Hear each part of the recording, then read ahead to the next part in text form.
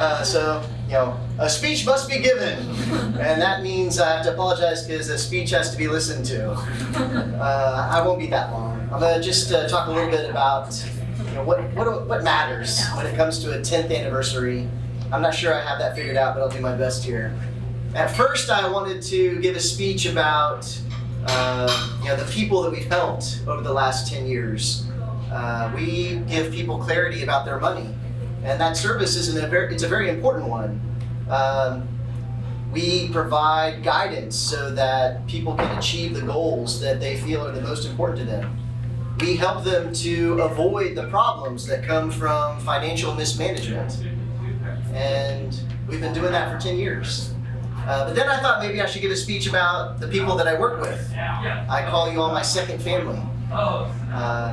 This business has given us the opportunity to challenge ourselves and to find purpose in our community. And it's not really that hard of a job when you think about it. I mean, no one is shooting at us. I say that all the time.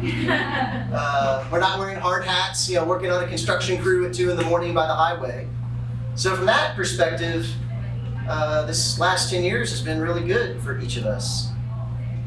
But I don't think I've really said anything yet that you didn't already know. And so let me share a fact that maybe you're just vaguely aware of. According to Entrepreneur magazine, 1 out of 3 businesses do not make it past the 12-month mark.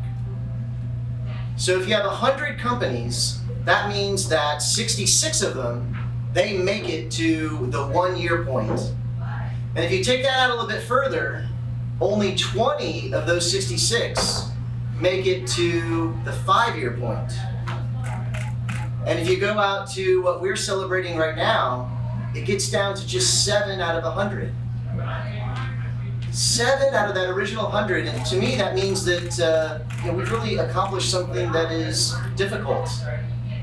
And it's something worth talking about. And I'm not sure why so many businesses fail, but working with you all, I have the idea that it has something to do with reliability and commitment.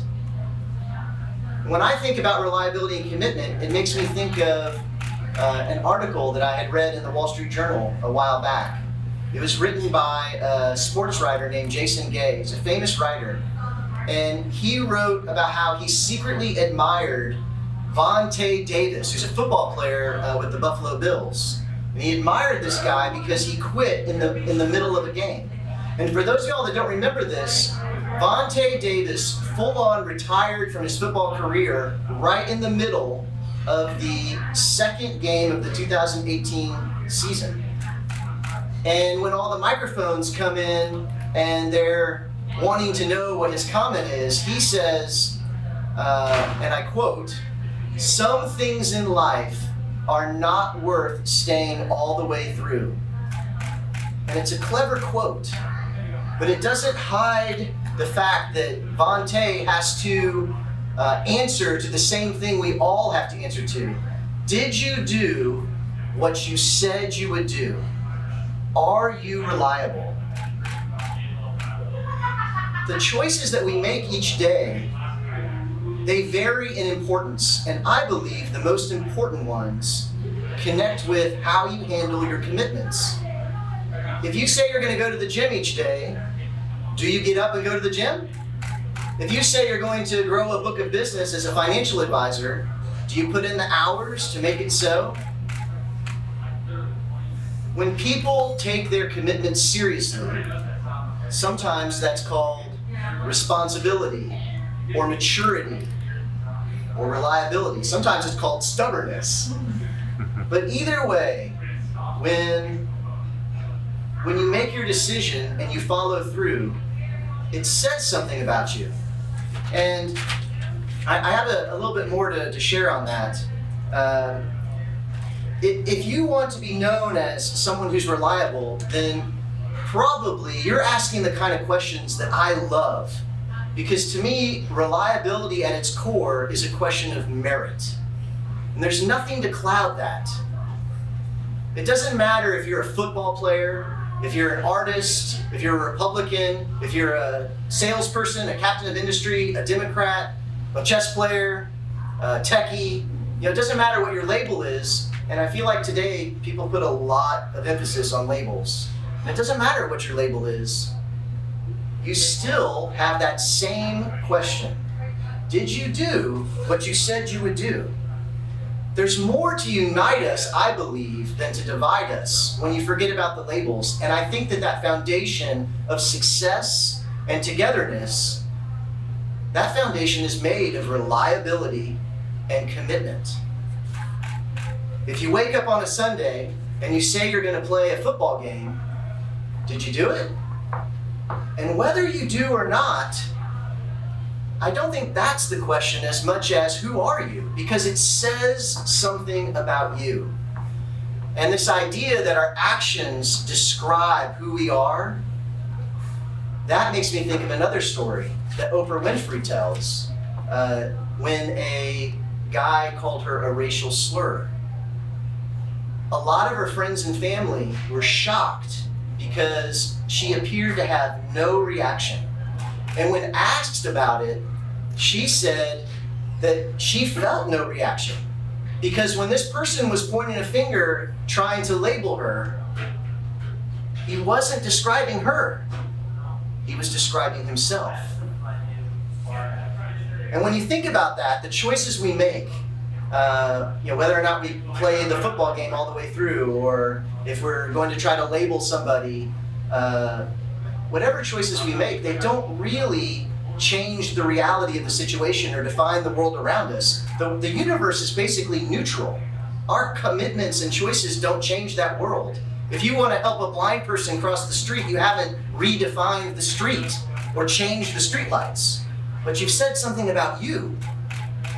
If you point a finger and call somebody a no-good, dirty, rotten scoundrel, you haven't changed them as much as you've made clear who you are and what your values are. If you say, I really like that painting, you're not doing anything to the painting, but you are making clear where you stand and what your preferences are. If you quit during halftime in the middle of the game, you aren't redefining professional sports or adding value to the team. And you're certainly not to be admired, as Jason Gay suggests in the Wall Street Journal. Vontae Davis did express an opinion, though. And I believe it's an opinion that quitters always express when they quit. They don't say it, but it's what their actions say. It's a very clear opinion that they show the world. And here's what I think that opinion is. Keeping my word and finishing what I started is less important to me than enduring fill in the blank. The next 2 quarters of a football game, or whatever it is that you're wrestling with right now. After you quit, you can't hide what your actions have said about you. Even if you say something clever like, well, some things in life are not worth staying all the way through. And it really is a clever quote because it hides a powerful idea. I think in a way it's a secret. It's a powerful secret. I think that it is the reason, the secret is the reason that only 7 out of 100 companies make it to the 10-year mark. And here is that secret.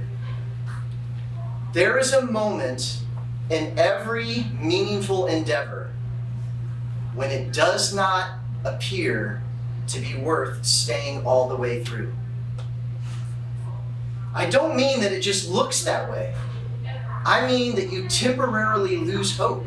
You sincerely believe that it's better to change paths, to quit, or to take a different direction, and you're not doing what you had originally set out to do. Every accomplishment worth achieving has its dark points and its tough moments. Right before the dawn, when it is the darkest, that is when people truly believe that the best thing to do is to quit. And yet, some people do not give up.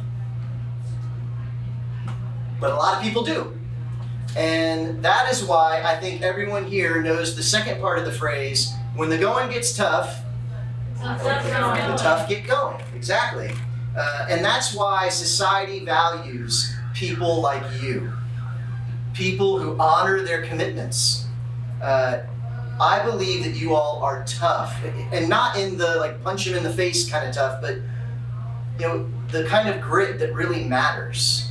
You know, you have faith and perseverance, internal fortitude.